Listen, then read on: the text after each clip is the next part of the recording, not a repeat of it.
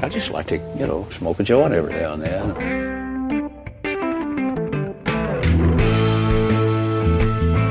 Good people don't smoke marijuana.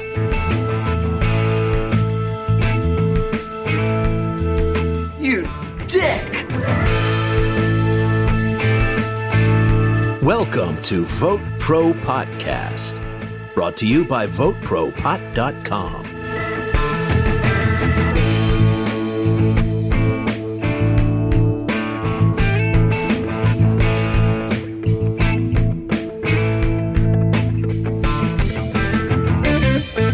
Hello again, or if you're joining us for the first time, just hello. Either way, we're glad to have you with us, and we invite you to check us out at VoteProPot.com. Or send us an email at VoteProPot@gmail.com. And please like and follow us at Facebook.com/VoteProPot. I'm Phil Adams. I'm Jay Britton. I'm Andrew McCready's. We've got a lot of stuff to talk about. Here's some of the topics we'll be covering. First, Jay reports on cannabis gummies being pulled from the shelves in Washington state.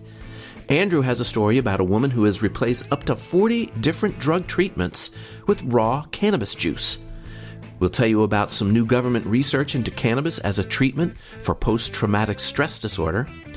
A federal judge ruling in favor of a Connecticut woman who had a job offer rescinded because of her legal use of cannabis. We'll tell you about the first cannabis-derived pharmaceutical to be approved, a study on how marijuana use affects the sex drive, a company that's paying $50 an hour to cannabis connoisseurs to sample up to 50 strains of weed, and a study from the George Washington University that actually says an effective way to administer medical marijuana is to stick it where the sun don't shine. That's just some of the stuff we're going to be talking about today. Jay, why don't you start us off? If you live in Washington, state of Washington, you better start buying up your gummies. The title of this story is Cannabis Gummies, Hard Candies to be Pulled from Washington Shelves. And why are they pulling them? It says, at a Washington State Liquor and Cannabis Board meeting on Wednesday, regulators announced a major change in the way the agency views cannabis-infused edible products, effectively banning all hard candies, fruit chews, gummies, and stylized chocolates. A statement by Brian Smith, who's a communications director of LCB, says, all production of hard candy, any style, shape, or size, tarts, fruit chews, colorful chocolates, jellies, and any gummy-type products should cease. Producers are required to submit their products for approval by January 1st when the board's new rules on packaging go into effect. The newly prohibited products are expected not to make it past the process. Now, the problems that producers have is that they've already been approved.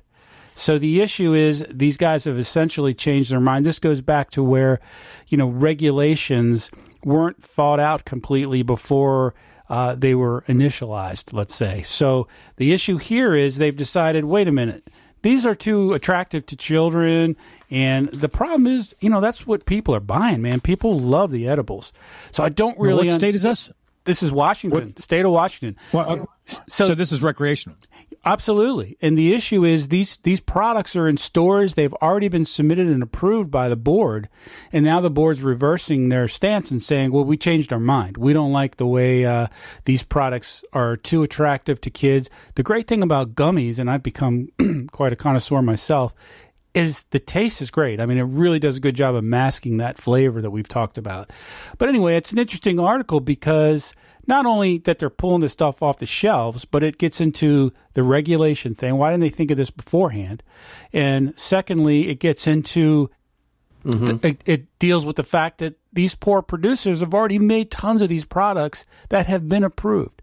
And they're going to have to yank them and essentially throw them away and start over. So, and there's companies that have started up that could almost exclusively doing this that are going to be put out of business. So they're going to get regulated out of business. That's what they've said. They said, my company does nothing but make chocolates and gummies, for example. And what are we supposed to do? So it's interesting. So if you love gummies and you're in the state of Washington, buy them up. Hoard them. Well, one thing I think is you can make a gummy is just a type of candy. I mean, it's a soft candy. You can make it with water, Jello, gelatin, and just some oil. And I mean, they're easy as hell to make, but they don't have to put them in the shape of a bear. I mean, that's what appeals to the kids. It seems to me. You know what I mean? I think the candy, any kind of candy, is going to appeal to kids, but cookies and brownies and other edibles are going to appeal to a variety of folks. I mean, I think it's kind of arbitrary for them to just single out a certain kind of edible and say that kids like them. Well, kids like all kinds of sweet things. And the fact is, I don't think that's not fair. The fact is, you have to be of age to go into a dispensary to buy them. So it's not a matter of buying them. That's not the issue. The issue is when you get home.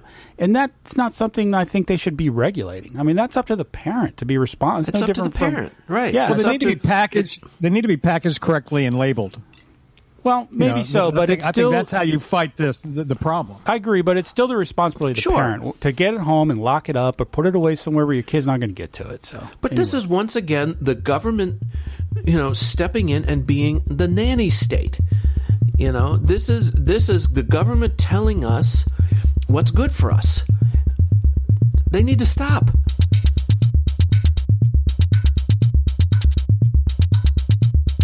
Now, here's one I think is kind of a feel-good story. This is from Leafly. Headline is Survivors for Cannabis, Healing the Wounds of PTSD with Community and Cannabis. All about changing regulations.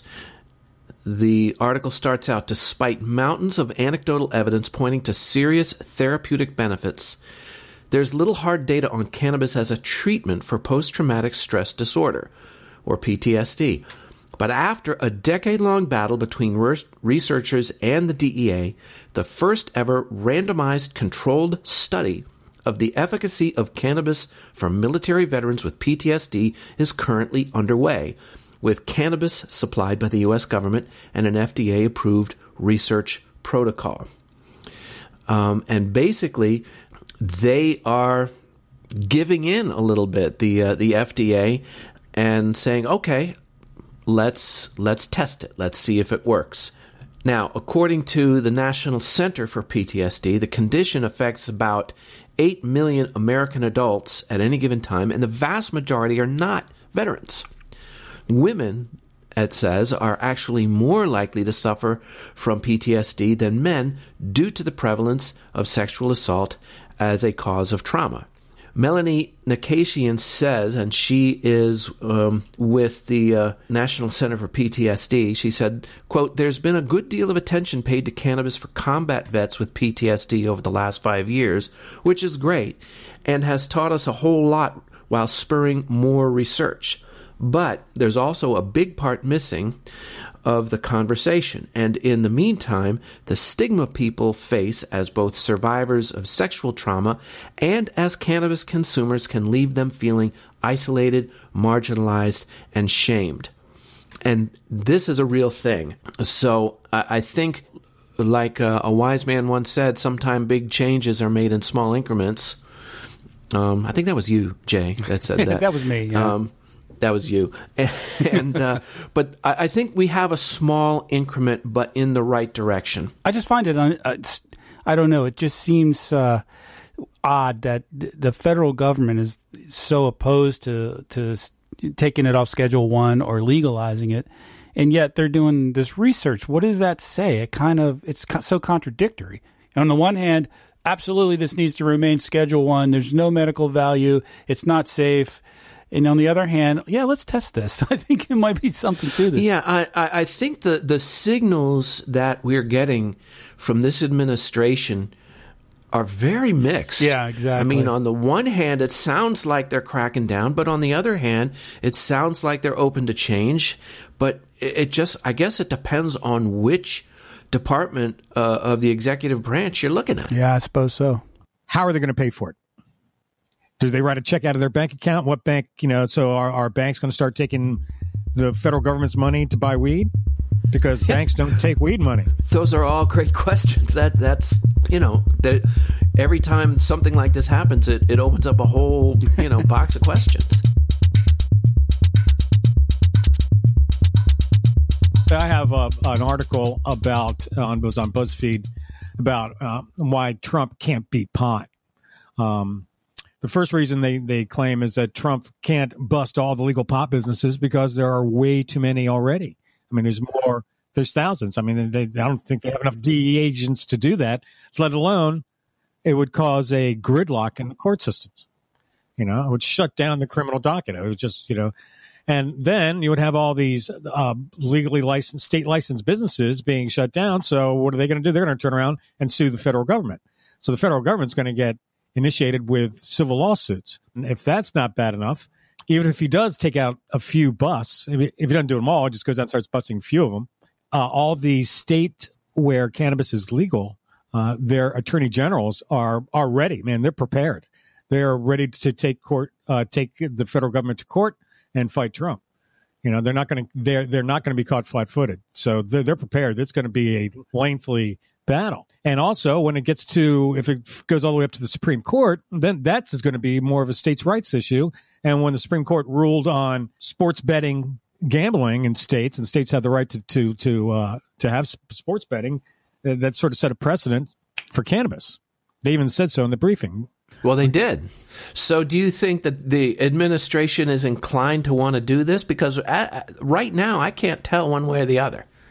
Well, no, I think that they're doing it. They're fighting it. They're fighting it tooth and nail. So let's get back to this article. Now, the number 4 reason why I can't Pete Pond is trying to overturn state legislation laws themselves would be difficult and time-consuming altogether. Just to get those laws off the books would take a huge court battle and all kinds of times. Yep. I have a question. You say they're fighting it tooth and nail. Where do we see that other than these secret societies that no one's commented on? But what actions has the administration taken other than words by Jeff Sessions, which we understand? Well, there's been a lot of pushback. I mean, across the board. Now, apparently, they went to all these department heads and said, we're fighting this back. We want to come up with as much anti-cannabis propaganda and information as we can. We want to not just stop reform, we want to turn it around. Well, I think there's just a certain percentage of people who just cannot be swayed. They've decided that, cannabis is bad and you can't do anything with that. They've made that decision and nothing can penetrate that. I will be interested to see if some of these things reach the Supreme Court, how they rule on these things, because the Supreme Court is now supposedly got a majority of constitutionalists on the court. And under the Constitution, especially under the 10th Amendment, any rights that are not specifically spelled out for the federal government in the Constitution go to the states and go to the people. So I will be interested to see how they interpret that. Right. Well, don't they claim they want smaller government? They do. Okay. Or at least they want adherence to the text of the Constitution. We'll see. Mm-hmm. We shall see. We'll see. Okay, number 5 in the article, fighting a long legal battle would be unpopular for Trump, and it would grow more toxic by the day. And that's true. If he was really coming out anti and fighting it, so many people are pro-reform that they would be really disgusted by that type of persecution. I mean, to go after that could have easily been reason number one. And another big one, I think, also, Trump could never stop people from using and growing pot, even if he won in court. It's not going to stop. It'll just go back underground, go back to the black market. And millions of people are going to, and now all these people realize, hey, I can replace pharmaceuticals with cannabis and feel a lot better, especially in the baby boomers and across the board. People are, so the Pandora's box is open. I think you're right about that. I think you can't undo this. It's too far gone. Yeah. So it's a losing battle. And any reasonable person would say, guys, this is a losing battle, man. Let's just, let's get on with it and try to make our country better, right?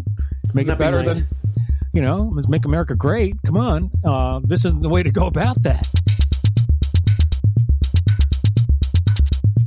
I got a story here. The title is Courts Are Beginning to Rule Against Employers Who Discriminate Against Medical Marijuana. This is a topic that's come up often. What if you are either have a job or going for a job in a state where cannabis is legal, and you use cannabis, let's just say medically, should you lose your job? Well, that's come up in court several times, I think about a half dozen times now, and every time the person has lost who was using cannabis. That's turned around now. This is from 420 Magazine by Dave Collins in Hartford, Connecticut. Healthcare worker Caitlin Knopfsinger told a potential employer that she took medical marijuana to deal with the effects of a car accident. But when the drug test came back positive, the nursing home rescinded her job anyway. A federal judge last month ruled that the nursing home, which had cited federal law against pot use, violated an anti-discrimination provision of Connecticut's medical marijuana law. It was the latest in a series of clashes between U.S. and state laws around the country that came out in favor of medical marijuana users trying to keep or obtain jobs with drug testing employers. Now, what the companies say is they say we're a nationwide company. We have contracts with the federal government, and our policy is no drugs, period.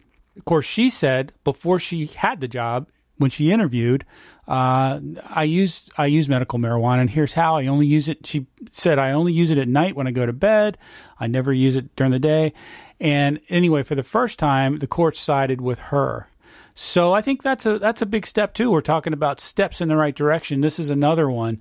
Again, it could go up further up the chain, I suppose, of course. But at this stage, it sets a precedent that, especially if you're forthcoming. You know, of course, the problem with drug testing for cannabis is, as we've mentioned, as everybody knows, cannabis can stay in your system for a pretty long time.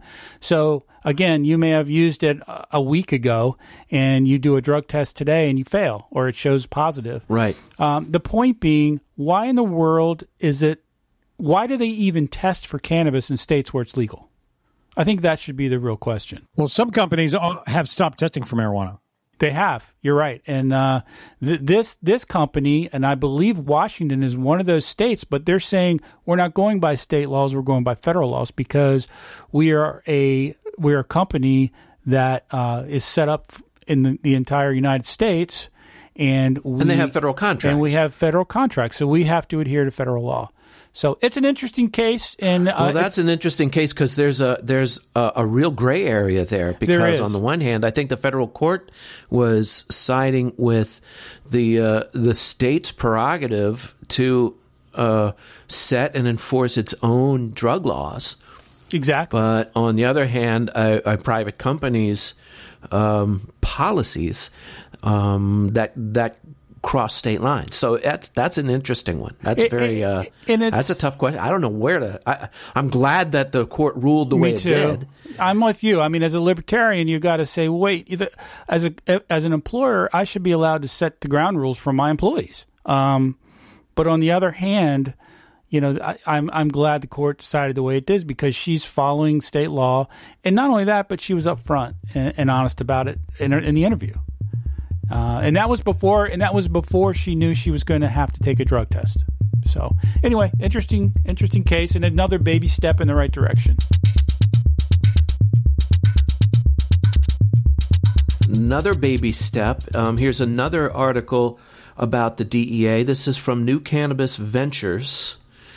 And the headline is DEA greenlights Epidiolex as first cannabis-derived pharmaceutical. So they have actually approved a drug derived from cannabis.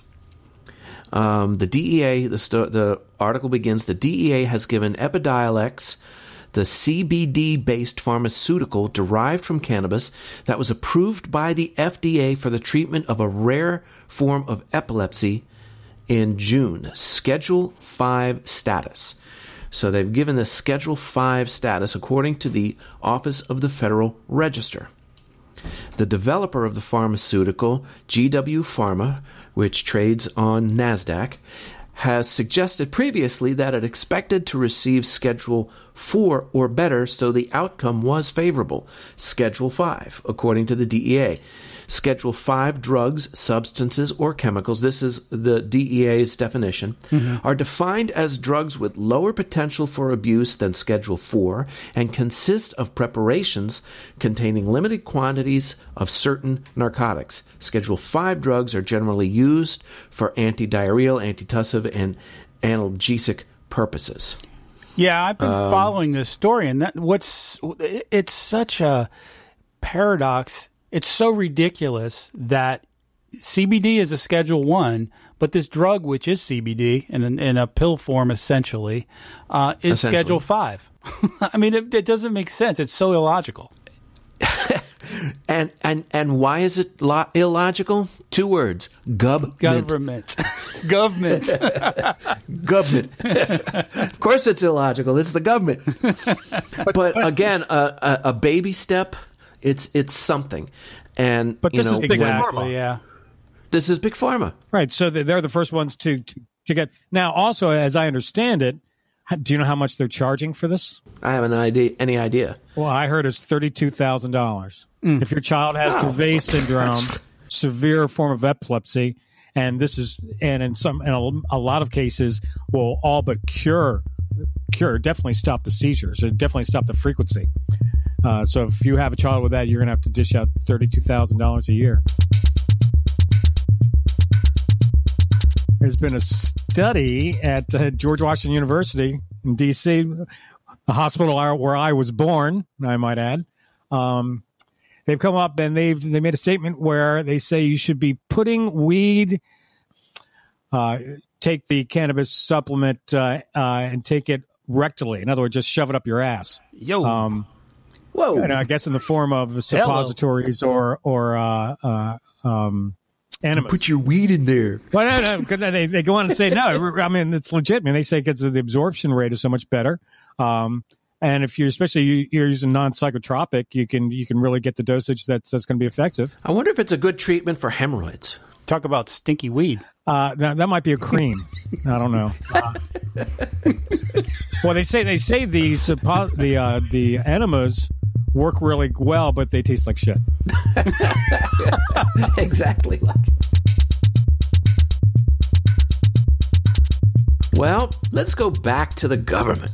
This is from Forbes magazine, and the headline is Trump administration seeks public comments on marijuana reclassification. The federal government wants your input on whether marijuana should be reclassified under global drug treaties to which the U.S. is a party. Specifically, the U.S. Food and Drug Administration is asking for public comments about the, quote, abuse potential, actual abuse, medical usefulness, trafficking, and impact of scheduling changes on availability for medical use, end quote, of cannabis and several other substances now under international review. Under current U.S. federal law, as well as global drug policy agreements, marijuana is classified in the most restrictive category of Schedule 1, as we know. Public comments on marijuana's effects and legal status, quote, will be considered in preparing a response from the United States to the World Health Organization regarding the abuse, liability, and diversion of these drugs, end quote, says Leslie Kux, K-U-X, FDA's Associate Commissioner for Policy, who wrote in the Federal Register, which was filed on Wednesday. WHO will use this information to consider whether to recommend that certain international restrictions will be placed on these drugs. So, once again, we have a different direction from the same administration. And by the way, we are going to post the link to this FDA page where you can, where they are accepting public comments in the episode description, in the show description. So by all means, go onto the link, go to the FBA, and tell them what you think. The more people that do that, I'm sure, the better.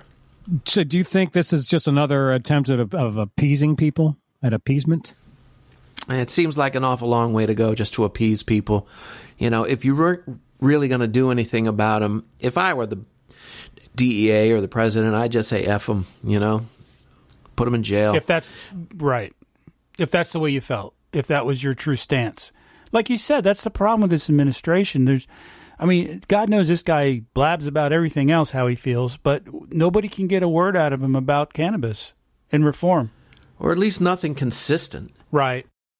Well, nothing much since the election. He mentioned it a few times when he was running, but I don't know that we've heard anything. I suppose he's just delegating this to the DEA, and the DEA is just going to handle it. Yeah. And I guess this just doesn't rank with the issues that a president wants to deal with, or this president wants to deal with. Yeah. But the executive branch is dealing with it. Mm-hmm. So we'll see. Look, does the DEA report to the Justice Department? I believe they do. Federal law enforcement agency under the U.S. Department of Justice. So yes. So they would answer to Jeff Sessions? Is he still there? You don't even know. I mean, we haven't heard a peep out of him in months. I can't even tell if he even works there anymore.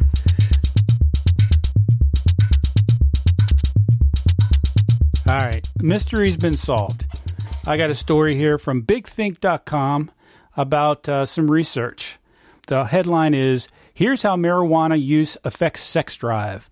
Researchers found a dose-dependent relationship between marijuana and intercourse." Unfortunately, research on how marijuana affects sexual performance is conflicting. A new large-scale study finds that marijuana use increases the sex drive and probably doesn't inhibit performance.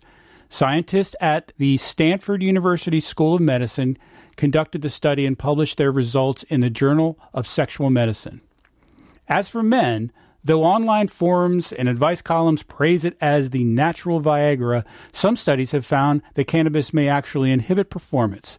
Previous work has also suggested that chronic use inhibits sex drive. A 2009 study found that everyday use may make it difficult for some men to achieve orgasm. Whoa. This new study, however, seems to undermine that case for inhibited performance and libido. Stanford researchers analyzed the responses of 50,000 Americans who took part in the took part in the CDC's National Survey of Family Growth. They looked at the years between 2002 and 2015. Each participant was between the ages of 25 and 45. Respondents indicated how often they smoked marijuana, either monthly, weekly, or daily, and how many times they had sex in the last 12 months. Assistant Professor of Urology Michael Eisenberg was the senior author. Quote, "Marijuana use is very common," he said, "but its large-scale use in association with sexual frequency hasn't been studied much in a specific way. What we found," Eisenberg said, "was compared to never users, those who reported daily use had about 20% more sex." See, there you go. So over the course of a year, they're having sex maybe 20 more times. Women who didn't smoke pot had sex an average of 6 times per month, while those who were daily users did it 7.1 times a month. While men, non-potheads, had sex 5.6 times per month, while daily users did it 6.9 times a month. Boy. How can you have 6.6 of a time? Well, it's an average. Yeah. The more people used marijuana, I guess they're counting masturbation. That's like 0.5 of a sex, 0.5. right? Isn't it? Yeah. The older you get, the more you understand a 0.5, yeah. Yeah, exactly. Right. I mean, if sex requires 2 partners, half sex, just one. The more people used marijuana, the more sex they had. These findings also alleviate some of the anxiety surrounding performance inhibition. Quote, "Frequent marijuana use doesn't seem to impair sexual motivation or performance," Eisenberg said. "If anything, it's associated with increased coital frequency." Whoa. You can tell he's from Stanford saying coital. There you go, guys and gals. Smoke up. I've got a story about a woman who replaced 40 medications, 40 pharmaceuticals with juicing raw cannabis. More and more, we're beginning to understand that marijuana is far more than a street-level drug. In fact, research shows that it's a healing plant. And I quote and say this, I really want to make this point, it does not have to get you high. A lot of medical cannabis is not psychotropic. Now, what this woman was doing, she was told, I think they advised her she might have to get a hysterectomy. She was never going to have children. She had a multitude of symptoms. She read somewhere to try this, and she met a doctor who is experienced in treating people with cannabis, and they tried this juicing, and it's a whole plant. And if you don't heat it, there's no psychotropic effects. And so she's able to drink her medical cannabis without any psychotropic effect.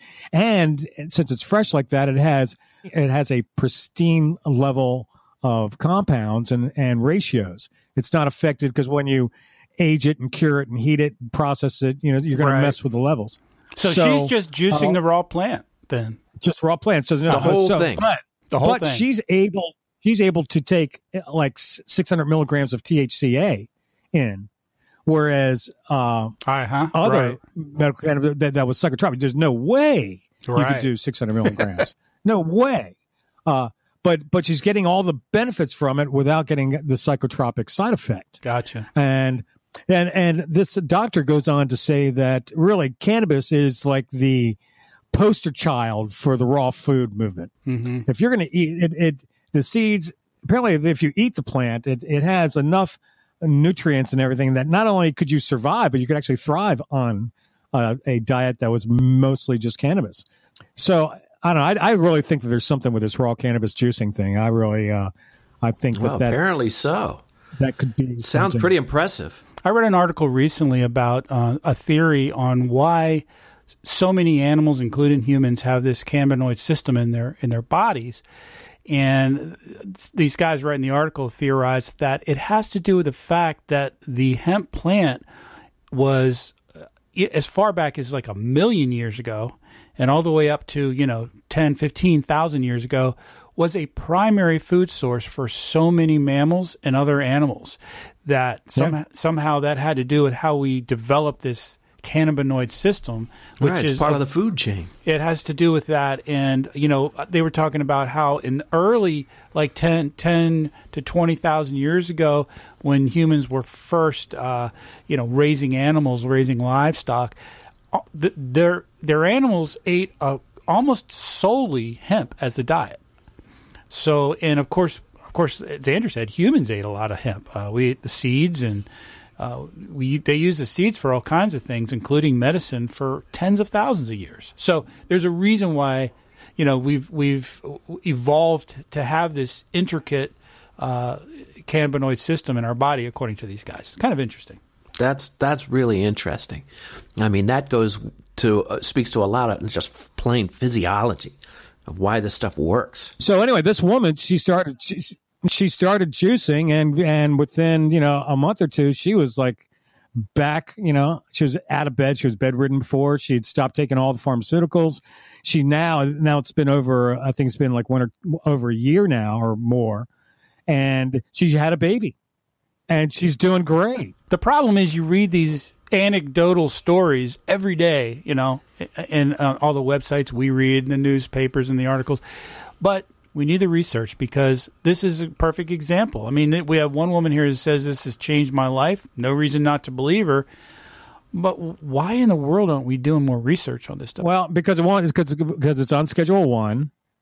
And now the FDA is going, we'll do a little research for the veterans, because that plays really well politically. It's a good photo op, yeah. Right. It just makes no sense. But I'll tell you one thing that's going to happen. In Canada, there's probably some laboratories working, 24-hour shifts to get these laboratories set up to start studying this stuff. Canada is going to lead the world in cannabis research. Yeah. And it's really, I think you're right, Andrew, and I think it's really just going to snowball. I mean, after a while, a little bit of research here, a little bit of research there, it's going to prompt more. I mean, that's kind of the way a lot of scientific research works. I mean, you get a breakthrough here, and people say, okay, let's test it. Let's confirm it. And once they do that, they say, well, if it works here, does it work here? Well, let's test it. And there's a lot of research to be done, and by the way, a lot of money to be made in that research, I think it's going to snowball. I don't think you can stop it. I think so, and I think in short order. I mean, I think 10 years from now, the landscapes in cannabis is going to be completely different. It already is from 10 years ago. But Absolutely. I think, like, you know what I think, Phil, you just said something. You said there's big money in this. I think, just sort of you step back from the whole issue and look at it from a distance, and when you really think about it, it's all about the money. And we're talking about a lot of money, hundreds of billions of dollars a year internationally. Well, that can be, but because there's so much money involved, the people in power know this, and they're manipulating it for their advantage, for no other reason. To make this new market profit. I think you give the government too much credit for being that on the ball. I really don't think there's a cabal up there manipulating things. Yeah, but maybe he's not talking about the government. Maybe he's talking about one. And I'm not talking about one person, a conspiracy. I'm just talking about everyone. Like, the pharmaceuticals, the alcohol companies, tobacco companies, all these other, they're all sort of going, okay, we're going to, that's true. We're going to hedge this in a way that we're going to make as much money as possible. Well, that's true enough. I mean, there are vested interests. Right. And we're going to use our political connections to maximize that effort. Well, that's true enough. And I think that affects policy probably more than anything else. All this stuff, it's for the best. What about the children? Bullshit. It's about the cash. I think you're right.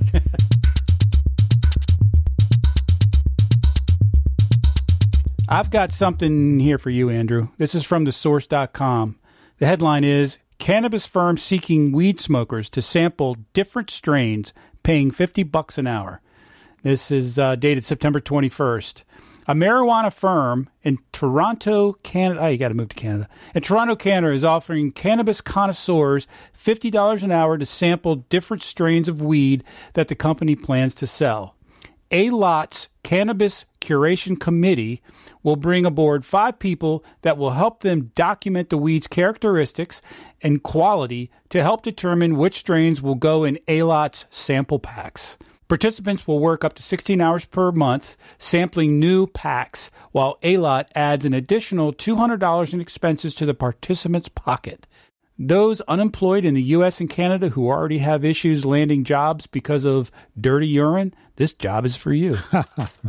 I don't know if they're going to be able to find anybody to participate in that. I mean, getting paid and a per diem for smoking weed. I don't know. Good luck with that. Actually, what I see in this is what they're trying to do. They're trying to get pot sommeliers. They want people that are going to sit there and talk about the hints and the notes, and the aftertaste, that's it, and the mouthfeel. They're trying to make it wine. It's like they're trying to get. They want experts to. It says we want connoisseurs. We want people that know their weed inside out. I don't know what a cannabis sommelier would be called, but I'm sure they'll come up with a word for it. If they don't, I will soon enough. Oh, you really should, Andrew. I mean, and trademark it.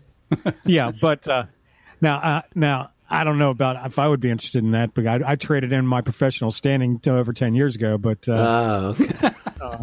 But I don't know. You're not going to come out of retirement for that? I might get up off the bench and head back into the game. Yeah.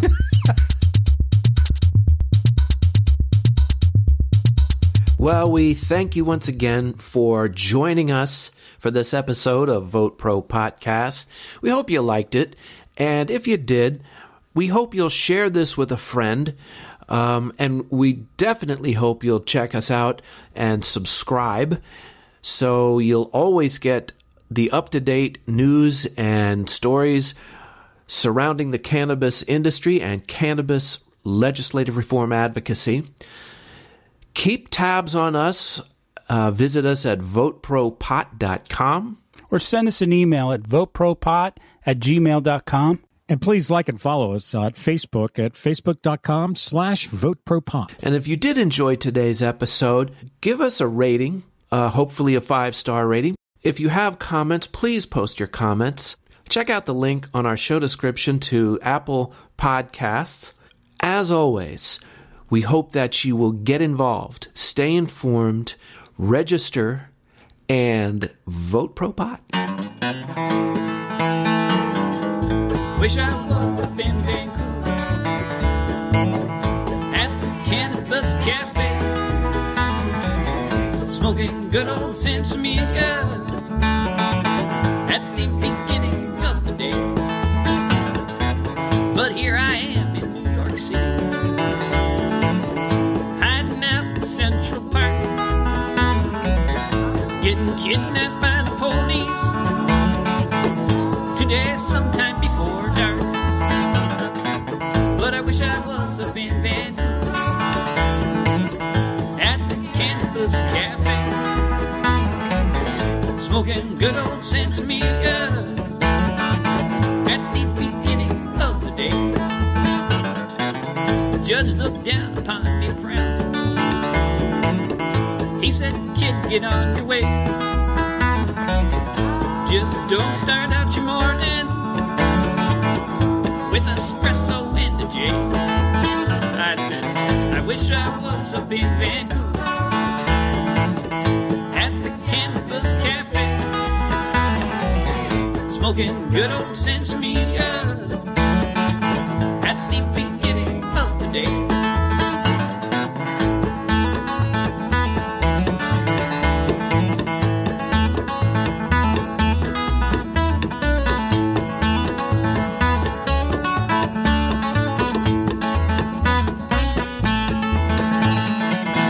Hitched on out to Portland,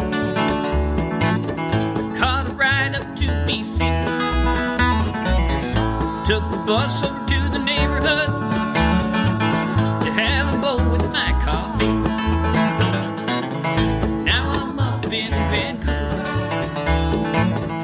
at the Cannabis Cafe, smoking good old Sensimilla